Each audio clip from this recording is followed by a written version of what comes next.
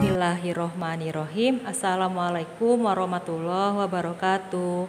Teman-teman kelas 9, berikut adalah penjelasan tryout IPA yang telah Miss Eka berikan sebelumnya ya. Miss Eka bikinkan videonya untuk persiapan teman-teman tryout esok ya. Disimak ya, semoga dipahami. Yang pertama, soal yang pertama itu tentang besaran satuan ya kan, itu di awal kamu kelas 7 ya. Masih ingat? Besaran itu adalah segala sesuatu yang dapat diukur dan memiliki nilai. Ada dua macam besaran, besaran pokok dan besaran turunan. Ayo, masih ingat enggak yang Miss Eka buatkan singkatannya? Besaran pokok adalah besaran yang telah didefinisikan terlebih dahulu satuannya. Di situ ada 7 besaran pokok yang disingkat dengan jiwa SMP. Apa aja jiwa SMP itu? J. Yaitu apa J? J itu jumlah zat, satuannya mol, ya kan? Terus I, intensitas cahaya, satuannya kandela. Terus W itu waktu ya, satuannya adalah second atau detik. A, kuat arus listrik, satuannya ampere. S, suhu, satuannya derajat Kelvin. M, massa, satuannya kilogram. P, panjang, satuannya meter. Ya, cuma ada 7 besaran pokok. Selain dari besaran pokok ini, yang 7 adalah besaran turunan yang satuannya diturunkan dari besaran-besaran pokok ini. Misalnya contohnya kecepatan, satuannya adalah meter per sekon. Diturunkan dari besaran yang satuannya meter adalah apa? Panjang. Yang satuannya second adalah waktu. Jadi kecepatan diturunkan dari besaran panjang dan waktu. Misalnya lagi luas. Luas satuannya adalah meter per segi. Ya kan? Luas diturunkan dari besaran panjang. Ya, begitupun volume. Volume kan meter kubik. Sama dari besaran panjang juga. Ya, gaya diturunkan dari besaran panjang, waktu dan waktu perpindahan. Massa. Ya, gaya massa. Itu. Ya, terus jadi nomor 1 itu jawabannya kecepatan diturunkan dari besaran panjang dan waktu. Oke. Terus berikutnya tentang zat. Zat itu adalah segala sesuatu yang memiliki massa dan menempati ruang. Ada 3 macam wujud zat: padat, cair, sama gas. Ya kan? Ini bentuk partikelnya kurang lebih seperti ini. Zat padat, bentuk partikelnya sangat rapat-rapat. Jadi tarik-menarik antar partikelnya itu apa? Sangat kuat. Zat cair, jarak antar partikelnya itu sudah berjauhan. Jadi tarik-menariknya itu udah lemah. Apalagi zat gas, jarak antar partikelnya sudah sangat berjauhan sehingga tarik-menarik antar partikelnya sudah sangat lemah. Menjadikan bentuk zat padat itu tetap, volumenya tetap. Zat cair bentuknya berubah sesuai dengan wadah, volumenya tetap. Zat gas bentuknya berubah, volumenya juga berubah. Itu ya. Zat cair contohnya ada minyak, kecap, ya kan? Zat padat ada kursi, ya kan? Pulpen, spidol. Zat gas ada asap, ada udara, ya. Itu tentang karakteristik zat.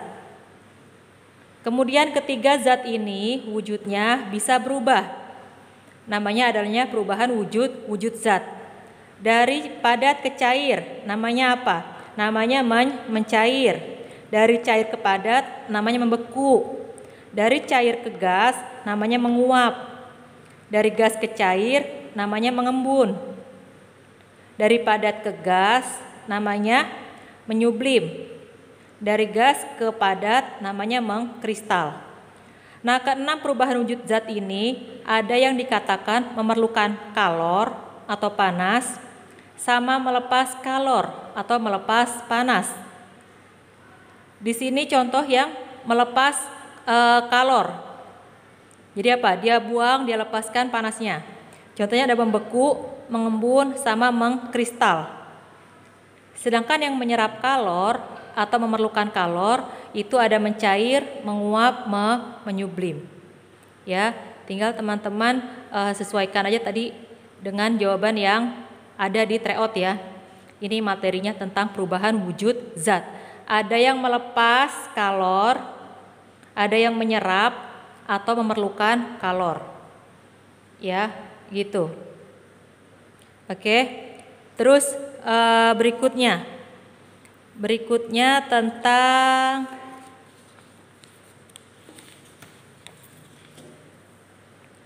mengubah satuan suhu atau konversi satuan suhu. Masih ingat? Suhu itu satuannya ada reaumur, Celcius, Fahrenheit, sama Kelvin.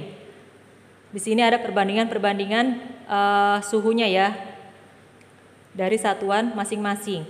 Reaumur 4, Celcius 5, Fahrenheit 9. Nanti kalau Kelvin itu tinggal ditambah 273 ya. Dari mana? Dari Celcius ditambah 273. Tapi dari Celcius. Sekarang contoh soalnya dari Celcius ke Fahrenheit. 50 derajat Celcius berapa derajat Fahrenheit? Celcius di sini adalah perbandingannya 5. Ya, Fahrenheit adalah 9. Ya, masih ingat nanti 5/9 apa 9/5? Ya, kita lihat dulu tujuannya. Tujuannya Fahrenheit kita jadikan sebagai pembilangnya atasnya. Jadi 9/5 dikali berapa? Dikali 50. Sama dengan dicoret 10 ya. 90 derajat Fahrenheit. Sudah selesai belum? Belum. Kalau dari Celcius mau ke Fahrenheit nanti ditambah 32. Ya, ditambah 32. Kalau dari Fahrenheit ke Celcius dikurangi 32. Berapa 90 tambah 32? 2. Jadi 122 derajat Fahrenheit. Ya. Masih ingat yang seperti ini? Saya contohkan yang lain ya. 20 derajat reaumur berapa derajat Celcius? Reaumur 4, Celcius 5. Kita lihat dulu tujuannya. Ya, jadi nanti apa? 5/4 dikali 20. 20 bagi 4, 5. 5 kali 5, 25. Jadi 25 derajat Celcius. Ya, diingat-ingat lagi ya materi konversi suhu. Kalau misalkan ke Kelvin mah gampang. Misalnya berapa ya ke Kelvin ya?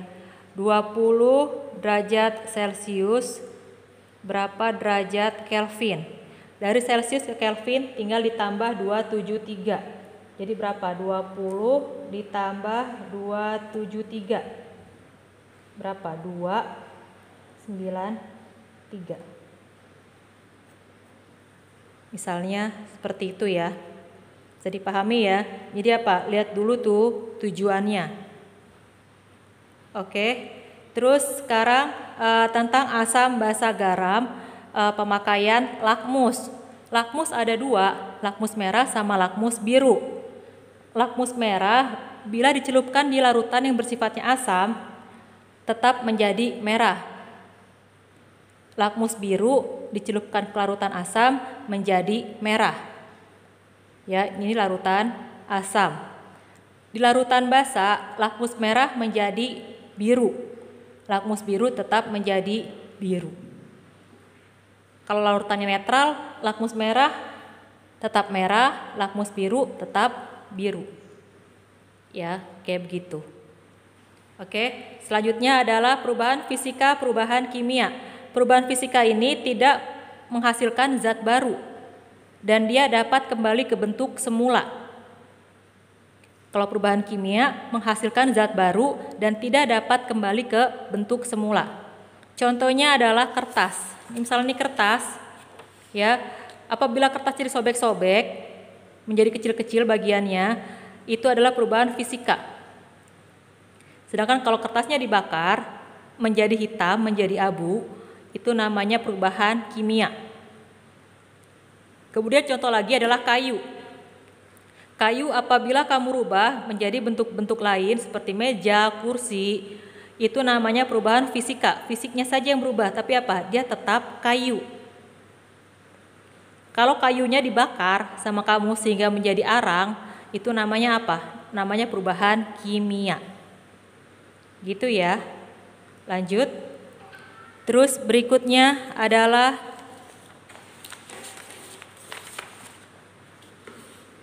tentang atom.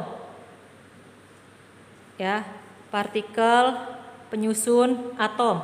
Masih ingat ada proton, elektron, neutron. Ini adalah atom mempunyai inti atom. Inti atom berisikan proton positif sama neutron netral. Sedangkan elektronnya yang bermuatan negatif ada di luar inti atom. Ya, seperti itu. Proton positif, neutron netral, elektron negatif muatannya. Oke. Lanjut tentang materi GLBB. Gerak lurus berubah beraturan. GLBB ada dua, yang dipercepat sama diperlambat. Contoh GLBB dipercepat, kamu naik sepeda menuruni turunan. Jadinya apa? Gerakannya itu dipercepat. Ya, kecepatannya itu bertambah. Karena kecepatannya bertambah, jadi grafiknya adalah naik. Apabila dihubungkan itu dengan kecepatan dan waktu, grafiknya untuk GLBB dipercepat adalah naik. Ini grafiknya ya, bukan lintasan sepedanya. Sedangkan kalau GLBB diperlambat, contohnya adalah kamu naik sepeda menaiki tanjakan, nanjak. Jadi kecepatannya itu adalah semakin berkurang. Apabila dibuatkan grafik antara kecepatan dan waktu, grafik untuk yang diperlambat itu turun.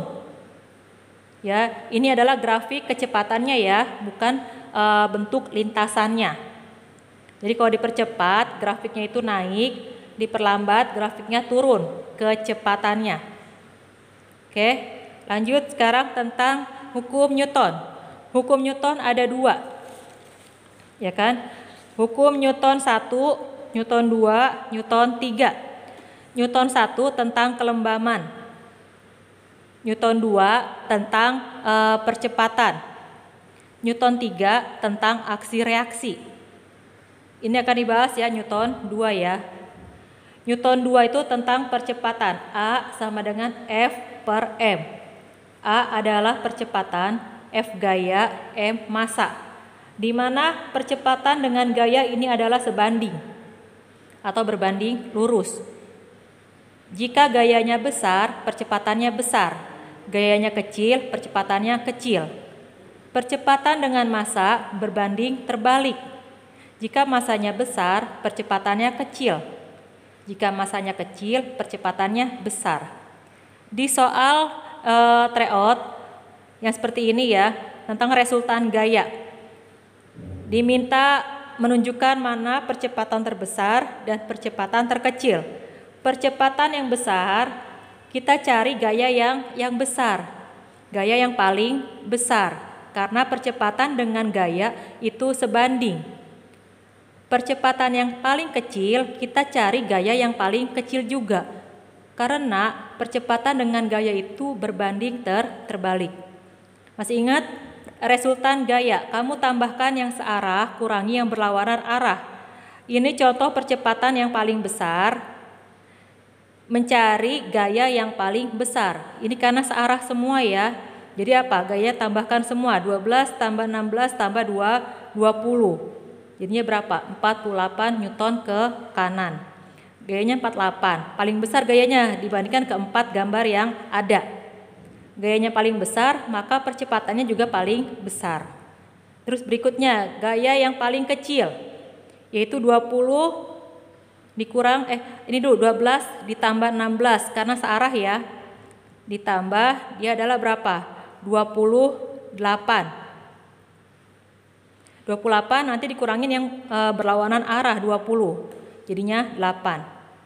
Ya, pokoknya tambahkan yang searah, kurangi yang berlawanan arah. Ini didapat 8 gayanya. Gayanya paling kecil dibandingkan 4 yang tadi, maka percepatannya pun paling kecil. Ya, segitu dulu pembahasan tryout-nya ya. Untuk persiapan besok kamu tryout, semoga dapat dipahami. Oke teman-teman Batam Lombok, terima kasih. Wassalamualaikum warahmatullahi wabarakatuh. Sukses selalu.